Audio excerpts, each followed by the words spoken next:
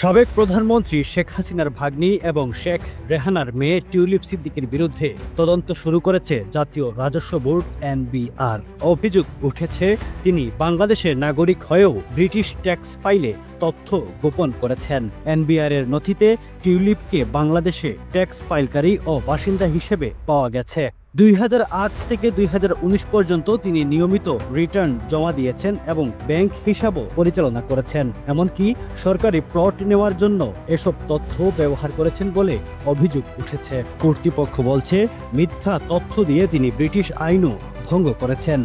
এ কারণে যুক্তরাজ্যে মামলা হওয়ার সম্ভাবনা রয়েছে। অন্যদিকে দুর্নীতি দমন কমিশন দাবি করছে টিউলিপ বাংলাদেশি পাসপোর্ট, জাতীয় পরিচয়পত্র ও ভোটার তালিকায় নাম ব্যবহার করেছেন। যদিও টিউলিপ এসব অভিযোগ অস্বীকার করে বলেছেন এটি রাজনৈতিক হয়রানি। বর্তমানে এনবিআর ও দুদকের যৌথ অনুসন্ধান চলছে।